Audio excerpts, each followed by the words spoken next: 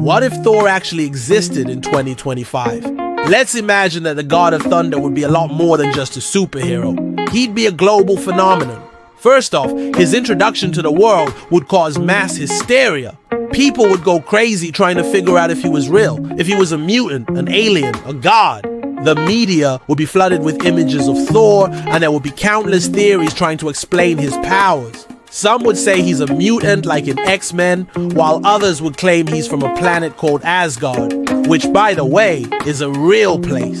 There's a small village in Norway called Øster, which is very close to where I live.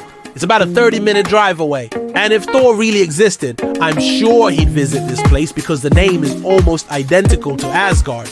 But back to the topic at hand, the biggest news network in the world, which shall remain unnamed, would have a 24/7 live feed of Thor just doing his thing, causing traffic jams, stopping crimes, taking selfies, with fans attending red carpet events, all while wearing his iconic winged helmet. I mean, how could we forget that?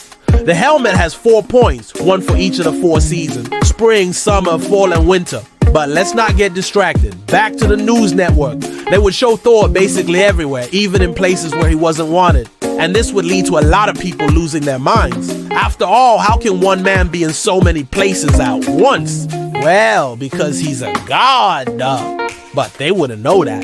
So they'd come up with other explanations. Maybe Thor is a shapeshifter. Maybe he has a twin brother who looks exactly like him. Maybe he's using some kind of teleportation device. The possibilities would be endless. Now, imagine the world's reaction to Thor's hammer, Mjölnir. When he first appears, he'd probably be in a museum just chilling next to an actual mummified Egyptian pharaoh. And people would be like, whoa, is that Thor's hammer? No way. Then he'd pick it up and leave, and the alarms wouldn't go off until much later when the hammer was actually moved. By then, Thor would be halfway across the world, maybe in a small town in Norway where he'd use his hammer to fix a broken water tower or something. I think it's safe to say that Thor in 2025 would be a lot more than just a superhero. He'd be a global sensation, and if he were to appear in a Marvel movie today, it would be a lot different than it was in 2011. Thor would be a lot more powerful, but also a lot more humble. He'd be a god willing to help humans, but also one of us. A true hero in every sense of the word. Thank you for watching, and see you in the next video.